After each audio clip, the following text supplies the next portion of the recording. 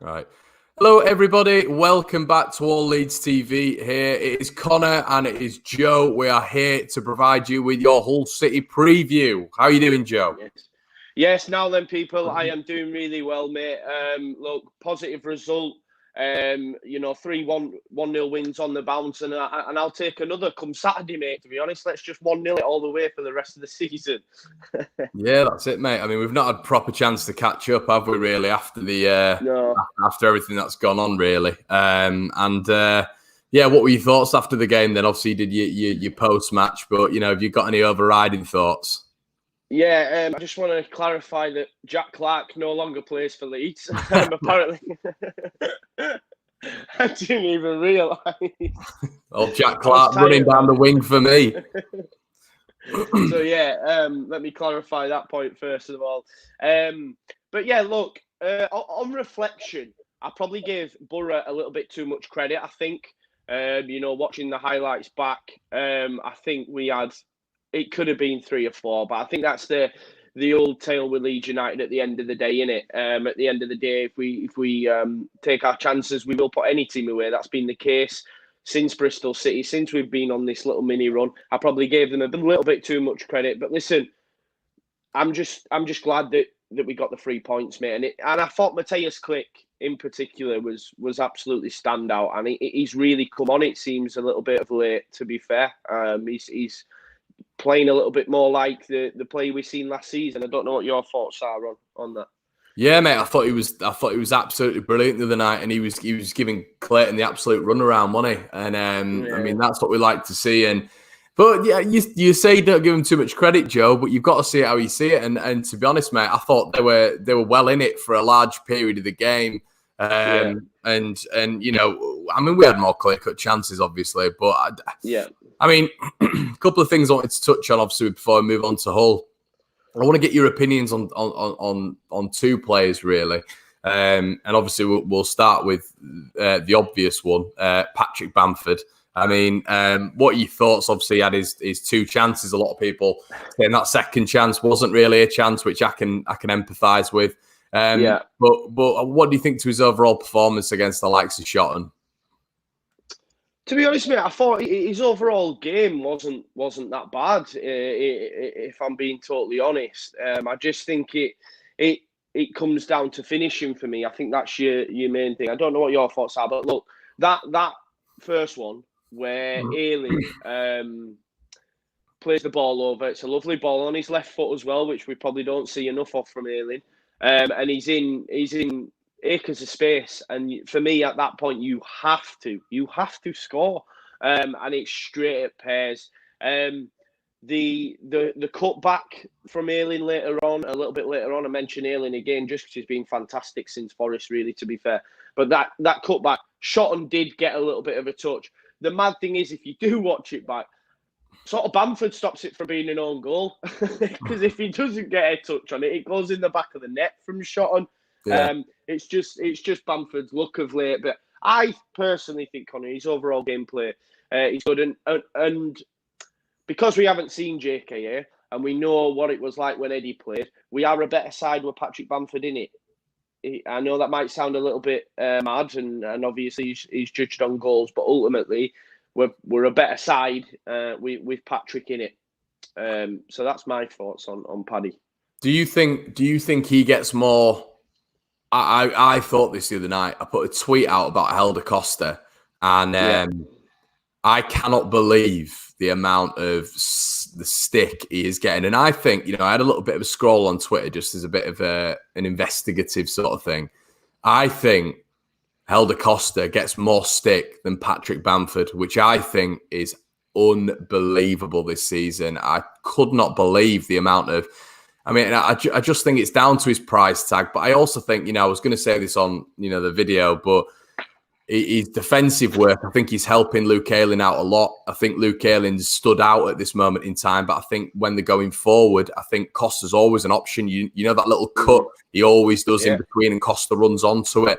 I think, mate, if Bamford could finish, Costa would be on an unbelievable amount of assists. And you look at his previous clubs, when Jimenez, he played with him, and Bonatini for Wolves. I think he always had that relationship with the striker. I don't think he's got that with Patrick Bamford. But, does Costa need to score more goals? He does. But, if there's a large amount of the support not having to go at Patrick Bamford because he works for the team and he doesn't score, but that's what he's paid for, why does Costa get so much slack? And I don't know what it is, mate. I think the other night he was fantastic, but you're getting people on Twitter turning around and saying, drag him off, get Shackleton on for Costa. And I'm looking at the game and I'm thinking he's buying his free kicks. He's more involved than Harrison, but for some bizarre reason, he's just getting so much stick at the minute. And is it just down to goals? Is it the price tag? I mean, what do you think it's fair, Joe? No, I wouldn't say so, to be honest, mate. For me, Costa's still that player. So let's say, for example, in a one-on-one situation, I'm much more confident with Costa on the right-hand side than I am with Jack Harrison, for example. Because for me, especially on Wednesday night, Jack Harrison does too much. I genuinely feel at times if he releases it, that one, twist or turn earlier, we're in. I seen that on Wednesday night, and it got a little bit frustrating for me, if I'm being totally honest. And I think the players have mentioned it before about him doing his twisting and turning. Does a little bit too much. For me, when Costa does have it on the right, he excites me, mate. Even still, although he's not hit massive heights, and we're yet to see, prime Costa, he still excites me when he has that ball on the right. I would still back him to beat most fullbacks, if not all fullbacks in this league. Yes, he has had a little bit, disappointing performances, but at times, and I do think he gets into good positions all the time. He's always available, like you say. He's always on, pass on for Luke Ayling. And I think he's getting better personally. Yes, he probably could score more. Yes, when he cuts in, he should lever it with his left foot like we have seen him do. Yes, there are times when he's cutting back, looking for that perfect pass, like at your Wiggins or whatever game it might be. And you just think, just have a go. But ultimately, I think a lot of that's due to Bielsa, because we like to sometimes score that perfect goal. And maybe if he does have an effort, when they're watching the game back, is Bielsa saying to him, mate, you needed to have passed it there. Do you know what I mean? And Bielsa's a hard taskmaster. He's not someone you want to... Listen, I'm not a footballer. I don't work under Bielsa, but he's not someone you'd want to upset on a regular basis if you weren't doing what he was telling you to do. Do you know what I mean? But I think I've come off social media for a little bit, but if there is some negativity on there, we've just won 3 games on the bounce, man. 3-1 wins. We've got clean sheets. We're on a decent run. Forget about Costa, forget about, you can say what you want, don't at them. But ultimately, we should be positive. We should be positive. And I do personally rate Helder Costa, and he just will get better, Conor. He will get better under Bielsa. Yeah, definitely. I mean, there's a few comments coming in here, and obviously we're going to read out as many as we can. Costa gets stick because he's your typical frustrating to watch winger, and his end product can be inconsistent. I mean, don't get me wrong, I'd probably agree with that, but then again, I'd probably say that he does cut inside a little bit, as Joe's just said. His shooting's definitely been coached out of him. He now passes all of the time for me instead of shooting. That's Bielsa. That's not Costa for me.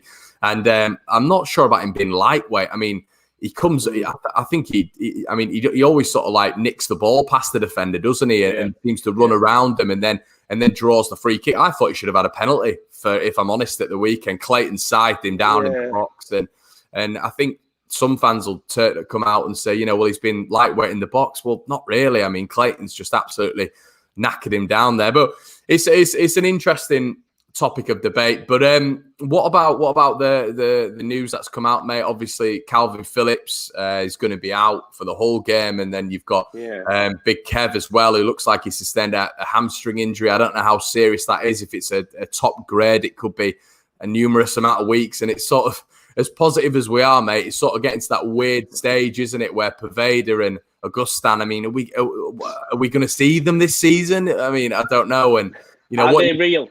Are they real? Is he a myth? What is he? Is he a figment of our imagination? I mean, what's your thoughts on all those 3 scenarios?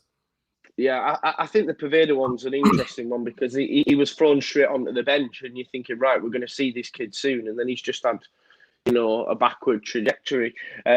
Listen, I'll never be able to fathom Bielsa's thought process when it comes to certain players. We've seen it with Izzy Brown last season. I still feel he should have been given a chance, thrown on earlier than just the last 20 minutes against Derby or whatever it was. I don't even think it was 20 minutes, was it? So I don't know. I mean, the injury to JKA is really unfortunate because I think he comes on against Borough, on Wednesday night probably. I think he offers us something different, doesn't he? He wants to get him behind, and I think sometimes when you have a Berardi at centre back, for example, who's not maybe as assured and smashes it up the field, that JKA is prime for a bit of that, but. Yeah, it's unfortunate we don't have a replacement, which means we stick with Bamford. If players are scoring goals, as we've seen, Ayling, Pablo, now Click, then it doesn't really matter. However, if all chances lay at Bamford's door and he misses them, fingers crossed he doesn't, then of course the vitriol towards Bamford will again increase. So we need to. It's mad really, because we're sort of relying on the rest of the squad, because I don't think, if we're being totally honest, a lot of us have full confidence where we can say, let's say a Fulham fan, for example, might look and say Mitrovic will score today. There's never really that confidence when it comes to Patrick Bamford, is there? Come on, let's be honest. I might put an odd fiver on like I did on Saturday, but there isn't really much confidence in it from there. Again, I really can't fathom why Preveda isn't now involved. Is it because your likes of Shackleton, etc., and the rest of the bench have been under Bielsa for a longer period, so he shows faith with them and they're not quite up to speed? But look, is this another situation where, let's say for example, JKA will be getting fitter, right? Let's be honest, he's getting fitter. Yes, he's had an injury, but he'll be a fitter player by the end of this season, right?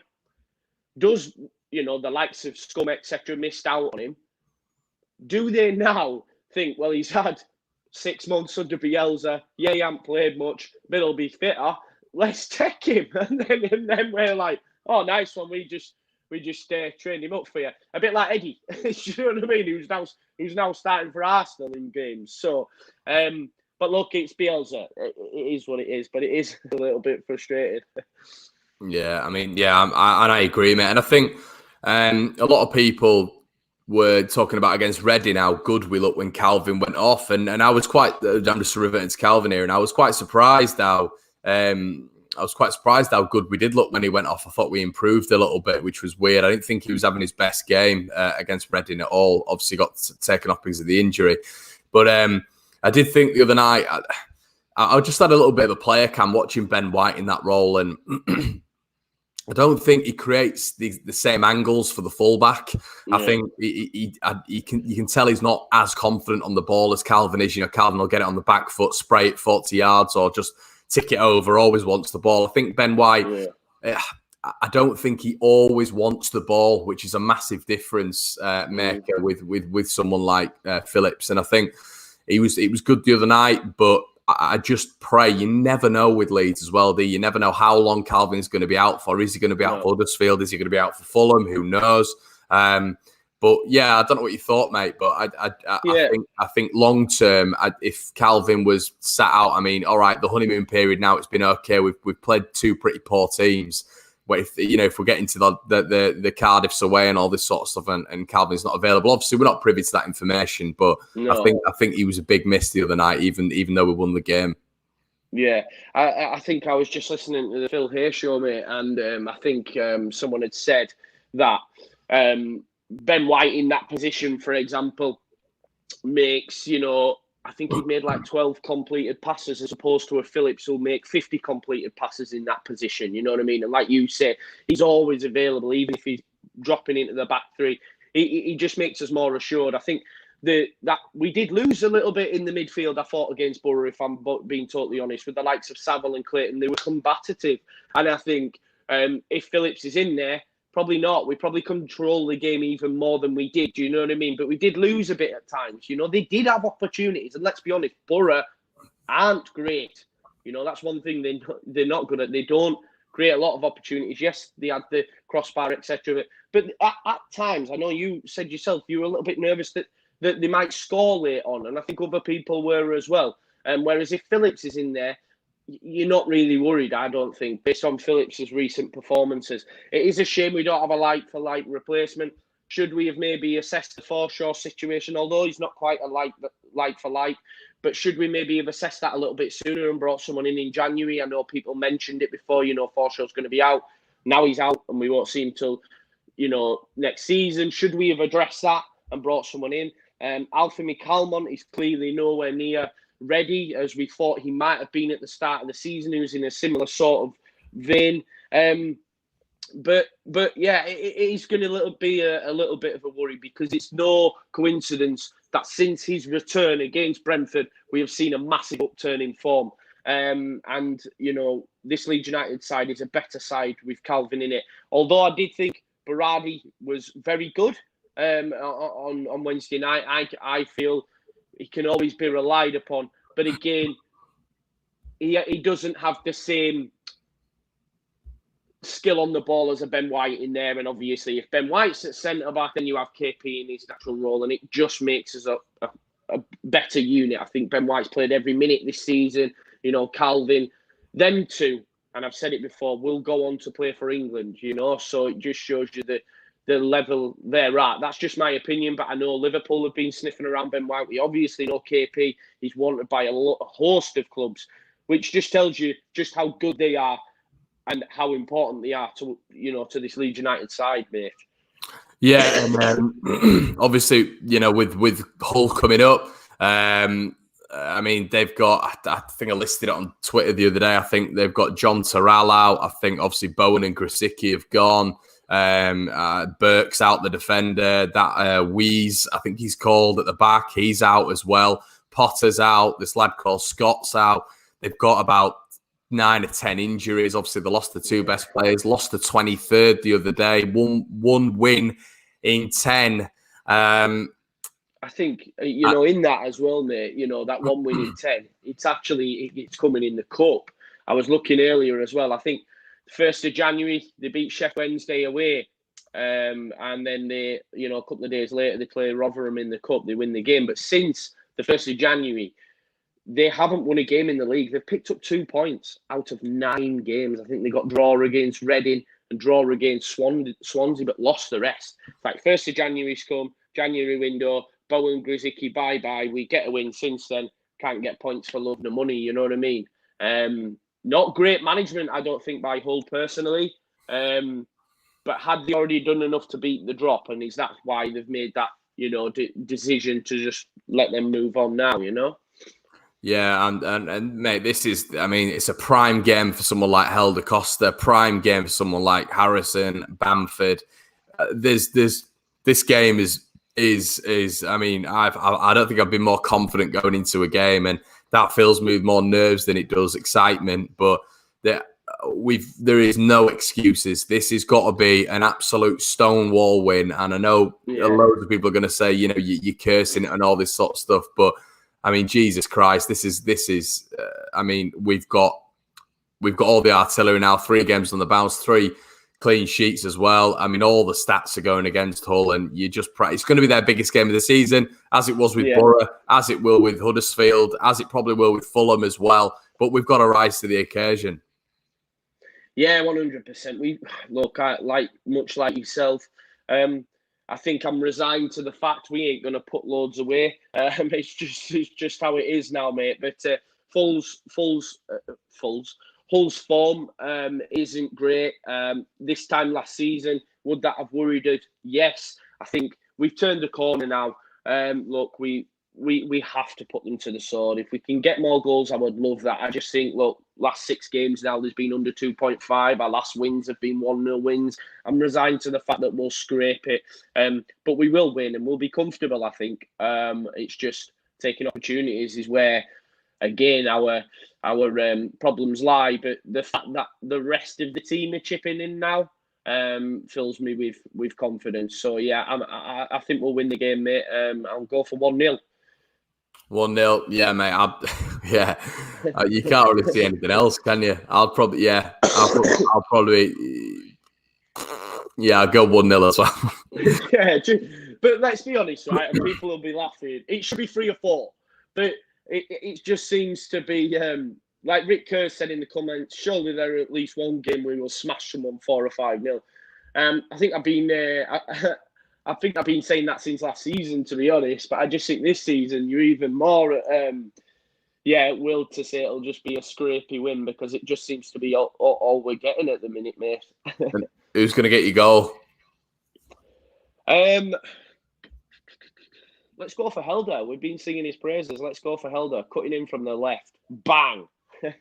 Yep. So no, we'll get. Yeah, I think you're right, mate. I think. I mean, they're gonna have the kids out. Surely they're gonna have the kids out. So we need to just tear them apart. I think I'd love to see more than one goal, but it doesn't matter at the end of the day. But yeah, mate. I think that's it. Really. I mean, obviously we're trying to cover as many as we can in a week, but we obviously have work and school to get to as well. So yeah, guys, if you've enjoyed this, it's been another one from me and Joe. I think we get a lot of love for this. So make sure you slap your likes on your video, and make sure you keep commenting as well. The stream doesn't end. You know what I mean? You can go back if you've just joined. You can go back and watch it. And yeah, I think just to add as well, we'll both be free after the whole game. So we'll be looking to do something similar like this straight after the whole game. So if you're not going to the game and you are ready, make sure you get notifications on for the channel, and we can have chat about the game almost instantly afterwards. Yeah, good stuff. Right, guys, we're gonna sign out now. So make sure you have a great Friday, and let's hope for a massive win for Leeds. We'll see you in a bit.